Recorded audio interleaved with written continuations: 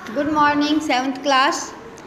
आज संस्कृत में पाठ 1 सुभाषितानी पाठ के श्लोकों का हिंदी अनुवाद करवाया जाएगा। तो क देखिए, पृथ्वीयान त्रीणि रत्नानि जलमग्नं सुभाषितं मूढ़े प्रशांत खंडेषु रत्न संज्ञा विद्यते। ये इसमें कवि कहना चाह रहे हैं कि इस धरती पर 3 रत्न हैं, पानी, अनाज और अच्छे वचन। पानी, अनाज और मृदु वचन।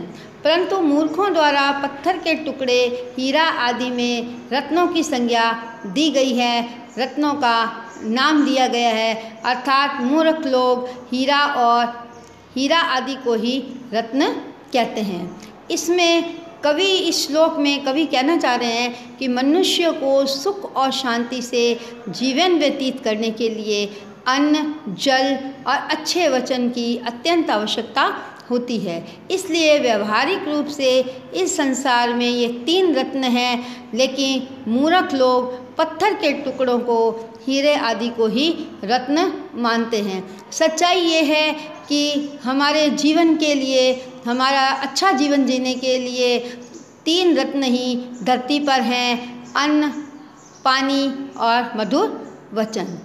तो इन तीनों रत्नों से ही हमारा जीवन जो है सफल बन सकता है। ख में देखिए,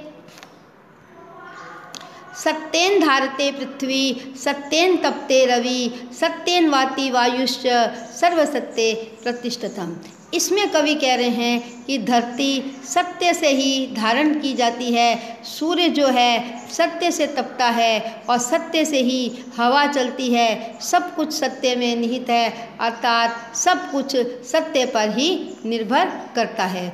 इस श्लोक में कवि सत्य का वर्णन करते हुए कहते हैं कि ये पृथ्वी सत्य से ही धारण की जाती है, सत्य से ही सूर्य तपता है और वायु भी सत्य से ही बहती है। इसलिए संपूर्ण संसार सत्य में निहित है, क्योंकि सत्य ही शिव है और शिव ही सत्य है। सब कुछ सत्य पर ही निर्भर करता है। असत्य से जो है कुछ भी हासिल नहीं होता, हमेशा इंसान को, व्यक्ति को हानि ही पहुंचती है। जिस प्रकार धरती, सूर्य, हवा, पानी जो सत्य पर आधारित है, इस प्रकार मनुष्य को भी सत्य के रास्ते पर चलकर ही अपना जीवन व्यतीत करना चाहिए।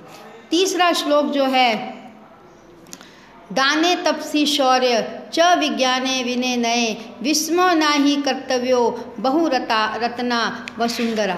इसमें कवि कह रहे हैं कि दान, तप, बल, विशेष ज्ञान, विनम्रता और नीति पर आश्चर्य नहीं करना चाहिए, क्योंकि पृथ्वी पर अनेक रत्न हैं, अर्थात इससे अतिरिक्त भी रत्न हैं।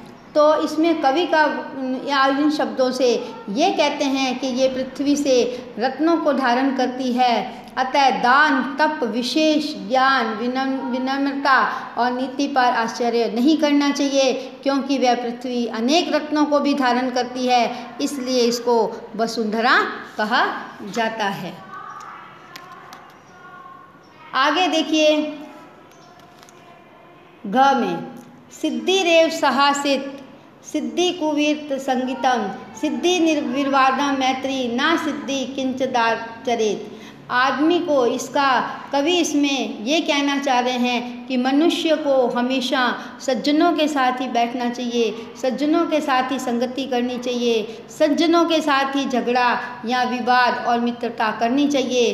असज्जनों के साथ कुछ भी ऐसा आचरण नहीं करना चाहिए, क्योंकि असज्जन व्यक्ति हमेशा मनुष्य को हानि ही पहुंचाते हैं। यदि आप मित्रता या शत्रुता भी किसी से करते हैं तो वो सज्जन व्यक्तियों के साथ ही कीजिए। सज्जन व्यक्ति आपको सही मार्गदर्शन करवाएगा।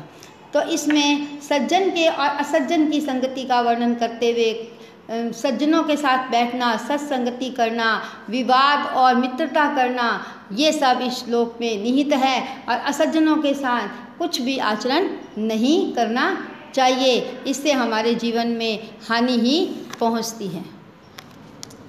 अब देखिए आगे, धन धान्य प्रगेषु विद्याया संग्रहेषु च आहारे व्यवहारे त्यकजलज सुखी भवेत्। इस श्लोक में कवि का कहना है कि धन और धान्य के प्रयोग में और विद्या अर्जन करने से भोजन और व्यवहार में कभी भी संकोच शर्म नहीं करनी चाहिए। जो व्यक्ति इसमें संकोच करता है वो व्यक्ति हमेशा दुखी रहता है और जो संकोच नहीं करता वह सदैव सुखी रहता है। इस श्लोक में कवि लज्जा का वर्णन करते हुए कहते हैं कि सभी जगह लज्जा या शर्म उचित नहीं होती, इसलिए धन धान्य के प्रयोग से लेन देन में, विद्या के संग्रह में, आहार और व्यवहार में लज्जा को त्यागने वाला, शर्म को छोड़ने वाला व्यक्ति ही सुखी रहता है। धन यदि एकत्रित करता है तो उसको भविष्य में विपत्ति के समय काम आता है, और अन्न भी है इस प्रकार है कि अन्न का यदि संग्रह करते हैं तो वो भी विपत्ति के समय हमारी उदर पूर्ति करता है, पेट भरता है। और विद्या अर्जन, विद्या जो है वो कभी भी चोरी नहीं होती। विद्या का अर्जन, विद्या का संग्रह करने में आप किसी भी देश विदेश चले जाएंगे तो विद्या हमारे काम आएगी, और उसमें विद्या ज्ञान प्राप्त करने के लिए कभी भी हमें संकोच नहीं करना चाहिए, तभी व्यक्ति सुखी रह पाएगा।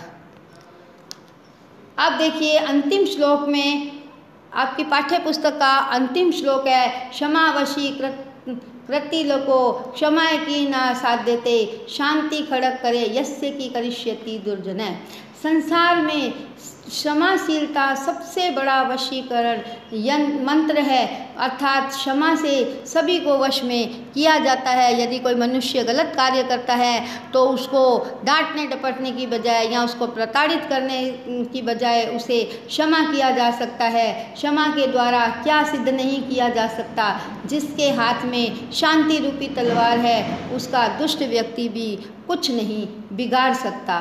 तो इसमें क्षमा की महिमा का वर्णन किया है कवि ने इस श्लोक में कि क्षमा ही सर्वोपरि अस्त्र है। क्षमा, कोई भी व्यक्ति गलत कार्य करता है तो उसे क्षमा करना चाहिए ताकि वो आगे अपने सही मार्ग पर चल सके, उसको सही मार्ग दिखाना चाहिए। क्षमा से संपूर्ण संसार वश में किया जाता है। जिसके हाथ में शांति की तलवार है, वो शांति की तलवार से अर्थ है कि जो व्यक्ति किसी भी प्रकार की विपत्ति आए वो शांति से उसका मुकाबला करता है तो उसका दुष्ट व्यक्ति भी अहित नहीं कर सकता।